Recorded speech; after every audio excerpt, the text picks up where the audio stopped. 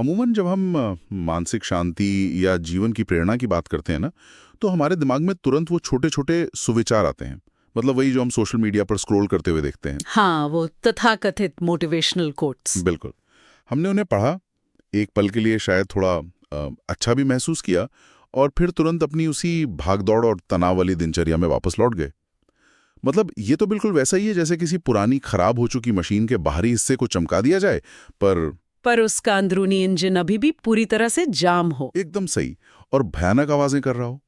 बाहरी चमक दमक से असल कार्य प्रणाली थोड़ी ना बदलती है। ये एक बहुत ही सटीक बात कही आपने। देखिए, हम अक्सर ना लक्षणों का इलाज करने में उलझे रहते हैं। जैसे तनाव कम करने के लिए कुछ देर संगीत सुन लिया या छुट्टी पर चले गए। लेकिन जो मूल कारण है, जो हमारी सोचने की गहरी प्रणाली है, हम उस तक कभी पहुंच ही नहीं पाते। हाँ, असल बीमारी तो वहीं की वहीं रहती है। और यही कारण है कि आज के इस गहन अध्ययन में हम जिस स्रोत पर चर्चा कर रहे हैं वो कोई सतही प्रेरणा नहीं है। हम अवलक्त बाप दादा की एक विशेष मुरली की गहराइयों में उतर रहे हैं। जी, जिसकी संशोधित तिथि 12 अप्रैल 2026 है। राइट। और इस पूरे पाठ को पढ़ते हुए ना ऐसा महसूस होता है जैसे ये कोई दार्शनिक विचार नहीं है, बल्कि सीधे इंसानी दिमाग को सुलझाने के लिए लिखा गया एक व्यवहारिक एक यूजर मैनुअल हो। बिल्कुल, एक यूजर मैनुअल की तरह। तो आज हमारी चर्चा का मुख्य उद्देश्य ये डिकोड करना है कि इस भागदौड़ भरी दुनिया में सिर्फ शांत रहना ही नहीं, बल्कि पूर्ण संतुष्टता कैसे प्राप्त की जा सकती है। हम कुछ अचूक रणनीतियों पर बात करेंगे, जैसे समस्याओं को एक कार्टून की तरह देखना, और एक 15 दिन का मेंटल चैलेंज जो सोचने का तरीका ही बदल दे। और यहाँ जो बात सबसे अधिक आकर्षित करती है वो ये है कि ये दस्तावेज केवल आदर्शवादी बातें नहीं करता, ये मानवीय मनोविज्ञान को समझता है, हमारी कमजोरियों को समझता है और फिर उन्हें ताकत में बदलने का एक सिस्टम देता है। तो शुरुआत करते हैं इसके सबसे बुनियादी विचार से। यहाँ एक बहुत ही सुंदर अवधारणा रखी गई है, संतुष्ट मणि, यानी जूल ऑफ कंटेंटमेंट।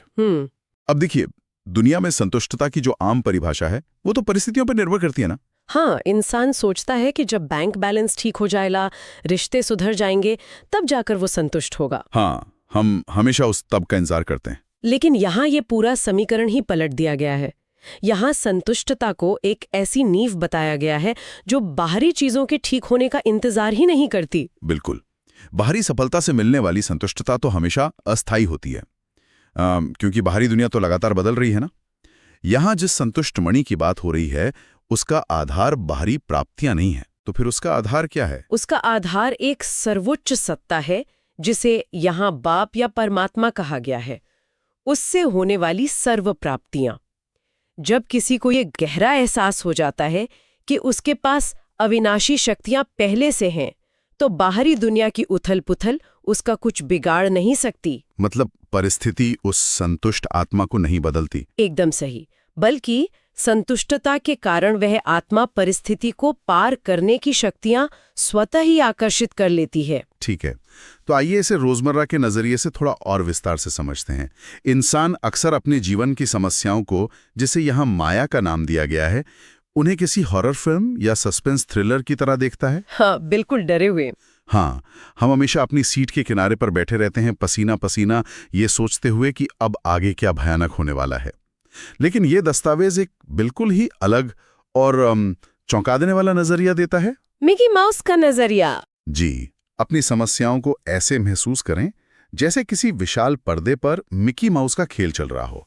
मतलब जीवन की त्रासदियों को एक कार्टून में तब्दील कर देना। लेकिन एक मिनट, यहाँ एक बहुत ही वाजिब सवाल उठता है। क्या सवाल? क्या ये नजरिया थोड़ा खतरनाक नहीं है?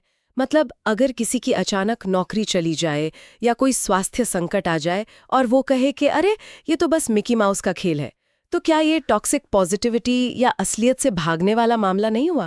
ये एक बहुत ही बेहतरीन सवाल है, और यहीं पर ना हमें इस दर्शन की गहराई को समझना होगा।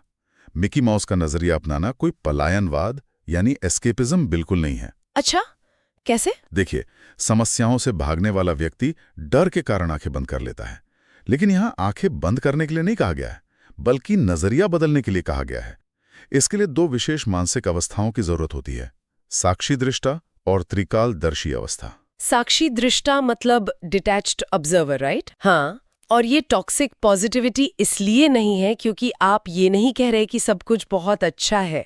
आप बस उस परिस्थिति से अपनी भावनात्मक निर्भरता को अलग कर रहे हैं। मैं समझ रहा हूँ।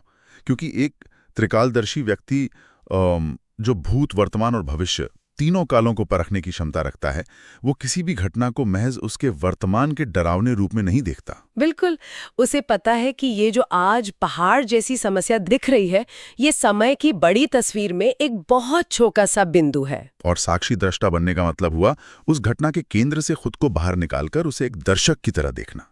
जैसे जब आप टीवी पर कोई हॉरर फिल्म देखते हैं तो आप जानते हैं कि वो असली नहीं है। हाँ, वो बस स्क्रीन पर चल रही पिक्सल्स की माया है। इसी तरह जब माया या समस्या कोई नया रूप लेकर आती है तो एक साक्षी दृष्टा घबराता नहीं है।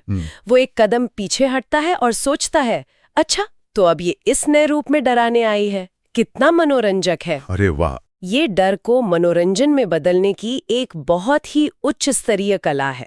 लेकिन देखिए, मिकी माउस का ये चश्मा 24 घंटे पहने रखना इतना आसान तो नहीं है। इंसान की फितरत है कि वो कुछ पल के लिए तो शांत हो जाता है, साक्षी बन जाता है, लेकिन फिर कोई पुरानी बात याद आती है और वो वापस उसी पैनिक मोड में आ जाता है। बिल्कुल, शायद इसीलिए स्रोत का अगला हिस्सा सीधे उस कभी कभी वाली आदत पर बहुत तीखा प्रहार करता है। इसमें स्पष्ट निर्देश है कि ब्राह्मण डिक्शनरी से कभी कभी शब्द को हमेशा के लिए समाप्त कर देना चाहिए। हाँ, क्योंकि ये कभी कभी वाली आदत ना हमारी मानसिक ऊर्जा को सबसे ज्यादा सोखती है। कभी हम बहुत ऊंची स्थिति में होते हैं और कभी छोटी सी बात पर जमीन पर आ गिरते हैं। तो इस निरंतरता की कमी को कैसे ठीक किया जाए? इसे समझाने के लिए यहाँ बीज और फल का एक बहुत ही शानदार रूपक प्रस्तुत किया गया है। स्रोत कहता है कि वरदान या आशीर्वाद जो होते हैं ना, जो सबको समान रूप से मिलते हैं, चाहे कोई इंडिया में हो या फॉरेन में, वे महज एक बीज की तरह होते हैं। और समस्या यह है कि ज्यादातर लोग सिर्फ उस बीज को देखकर ही खुश हो जाते हैं।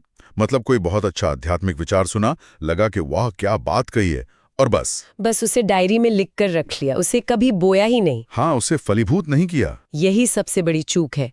एक वरदान जो कि बीज है, उसे फलने फूलने के लिए दो चीजों की जरूरत होती है, पानी और धूप। तो यहाँ पानी और धूप से क्या मतलब है? यहाँ पानी देने का अर्थ है उस वरदान को बार बार अपनी स्मृति में लाना, रिमेम्बरेंस, और धूप देने का अर्थ है उस स्मृति के स्वरूप में स्थित होना। मतलब जब आप किसी विपरीत परिस्थिति में हो तब उस ज्ञान को अपने कर्म में साक्षात उतार कर दिखाना। एम्बॉडी करना। जी, बिना इस धूप और पानी के बीज सिर्फ बीज ही रह जाता है। वो मिकी माउस वाला नजरिया सिर्फ एक थ्योरी बनकर रह जाएगा, आपका स्वभाव नहीं बन पाएगा। ये बहुत गहरी बात है। और अगर हम उस बीज को सही धूप पानी नहीं देंगे तो दिमाग में व्यर्थ के विचार पनपने लगेंगे। बिल्कुल, वेस्ट थॉट्स। और यहीं पर दस्तावेज में समय को लेकर एक बहुत ही गंभीर चेतावनी दी गई है, अचानक फाइनल पेपर यानी अंतिम परीक्षा के आने की। हाँ, कहा गया है कि अगर कोई व्यक्ति 1 घंटे के लिए भी साधारण पुरुषार्थ करता है, मतलब बस ढीले ढाले तरीके से समय बिता रहा है, और अचानक से वो फाइनल पेपर आ जाए तो उसका भारी नुकसान हो सकता है। लेकिन यहाँ एक बात खटकती है, जब भी कोई अचानक बड़ी मुसीबत आती है तो ऐसा क्यों हुआ, अब क्या होगा, ये सोचना तो इंसानी फितरत है ना। तो इसे व्यर्थ या वेस्ट क्यों कहा गया है? प्रश्न पूछना तो नॉर्मल है। देखिए, अगर हम मन की गति को समझें तो जवाब साफ है। जब संकट आता है तो क्यों और क्या का प्रश्न कभी अकेला नहीं आता। हर एक क्यों अपने साथ 10 नए डरावने सिनेरियो लेकर आता है। एक भंवर की तरह। एकदम सही। ये प्रश्नवाचक चिन्ह हमारी मानसिक ऊर्जा को धीमा कर देते हैं। हम परिस्थिति का सामना करने के बजाय अपने ही ख्यालों से लड़ने लगते हैं।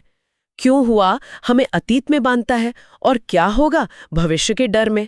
तो वर्तमान में एक्शन लेने की शक्ति खत्म हो जाती है। जी, इसलिए अचानक आने वाली परिस्थिति का सामना करने के लिए स्रोत कहता है कि सेकंड में बिंदी अर्थात फुल स्टॉप लगाना आना चाहिए। 1 सेकंड में फुल स्टॉप मतलब जैसे तेज दौड़ती गाड़ी में अचानक हैंड ब्रेक लगाना। सुनने में आसान है पर असल जिंदगी में बहुत मुश्किल है। पर इसके लिए एक अचूक फॉर्मूला दिया गया है, 3 बिंदियां यानी 3 डॉट्स। जैसे वाक्य के अंत में एक फुल स्टॉप गति रोक देता है, वैसे ही ये 3 बिंदियां विचारों के भंवर को रोकती हैं। तो ये 3 बिंदियां हैं क्या? पहली बिंदी है आत्मा। ये एहसास कि मैं ये शरीर नहीं बल्कि एक शांत आत्मा हूं। दूसरी बिंदी है परमात्मा, कि सर्वोच्च शक्ति का साथ मेरे ऊपर है। बिल्कुल। और तीसरी बिंदी है ड्रामा। मतलब ये समझ कि जो कुछ भी हो रहा है वो अपनी जगह पर बिल्कुल सटीक है। जब ये समझ मन में बैठ जाती है तो क्यों और क्या की भाषा स्वप्न में भी नहीं आती। ये तो सर्व खजानों की चाबी है। और इसी से जुड़ी एक और बात श्रोत में है मास्टर सर्वशक्तिमान की। वो सिर्फ वो नहीं है जिसके पास शक्तियां हों, बल्कि वो है जो समय पड़ने पर सही शक्ति का इस्तेमाल कर सके। बिल्कुल। मान लीजिए कोई आप पर गुस्सा कर रहा है, उस समय सहन शक्ति चाहिए, पर अगर उस वक्त सामना करने की शक्ति आ जाए तो आप उलझ पड़ेंगे। हाँ, फिर तो बात और बिगड़ जाएगी। जो शक्ति चाहिए वही तुरंत हाजिर होनी चाहिए, और ये तभी होगा जब दिमाग क्यों और क्या के शोर से मुक्त हो। और इसी नियंत्रण को हासिल करने के लिए स्रोत महज थ्योरी नहीं देता, बल्कि एक बहुत ही व्यवहारिक होमवर्क देता है। और यहाँ बात सच में बहुत दिलचस्प हो जाती है। दस्तावेज में 15 दिन का एक ट्रायल, एक चैलेंज दिया गया है।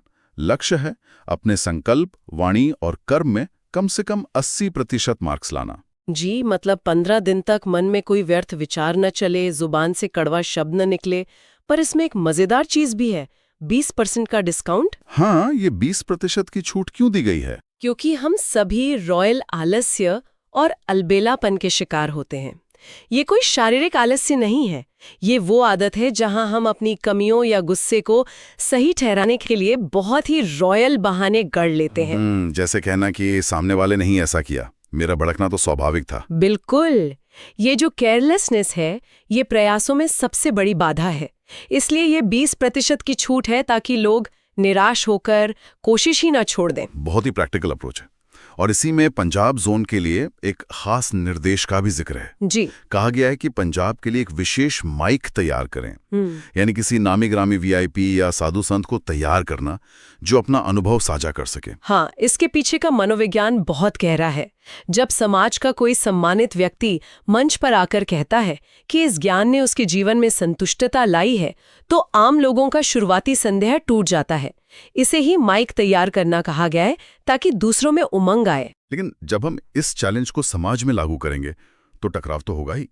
इसके लिए अंत में जो अव्यक्त इशारे दिए गए वो कमाल है। कहा गया है कि यदि कोई टक्कर लेता है तो उसे अपने स्नेह का पानी दें। जी, यहाँ नम्रता की ड्रेस या नम्रता का कवच पहनने की बात की गई है। अक्सर लोग सोचते हैं कि सुरक्षित रहने के लिए कठोर होना पड़ता है, पर नम्रता पानी की तरह है। पानी पर कोई जितनी भी जोर से वार करे उसे तोड़ नहीं सकता। बिल्कुल। जब कोई नम्र होता है तो सामने वाले का क्रोध बिना किसी कठोर सत्ता से टकराए खुद ही शांत हो जाता है। यही असली सेवकी है। और दूसरे को श्रेष्ठ सीट देना ही संस्कारों को मिलाने का तरीका बताया गया है। मतलब बहस जीतने की जिद छोड़ दें। अगर हम इसे व्यापक संदर्भ से जोड़कर देखें ना, तो इस पूरे दस्तावेज का सार उस एक स्लोगन में छिपा है। मुश्किल को सहज बनाने का साधन है सब कुछ एक बड़ी शक्ति यानी बाप के हाथ और साथ पर छोड़ देना और बेफिक्र व निश्चिंत भव हो जाना। मतलब केयरफ्री हो जाना। हाँ, अगर पुरुषार्थ में सच्चाई है तो एक्स्ट्रा मदद अपने आप मिलती है। तो आखिर इस सब का क्या मतलब है? आज हमने देखा कि कैसे हम मिकी माउस वाले नजरिए, 3 बिंदियों आत्मा, परमात्मा, ड्रामा और इस 15 दिन के 80% वाले चैलेंज से अपने मन को उस कभी-कभी वाले आलस्य से बाहर निकाल सकते हैं। बिल्कुल, ये सिर्फ जानकारी नहीं, एक पूरा ट्रांसफॉर्मेशन है। तो एपिसोड का इस चर्चा का अंत हम एक सवाल के साथ करते हैं। अगली बार जब जीवन में कोई अचानक से भारी मुसीबत आए या कोई आपसे बहस करने लगे, तो क्या आप तुरंत क्यों और क्या के चक्रव्यूह में उलझ जाएंगे, या फिर एक गहरी सांस लेकर, नम्रता का कवच पहनकर उस पूरी परिस्थिति को एक बड़े पर्दे पर चल रहे मिकी माउस के खेल की तरह एंजॉय कर पाएंगे? सोच कर देखिएगा।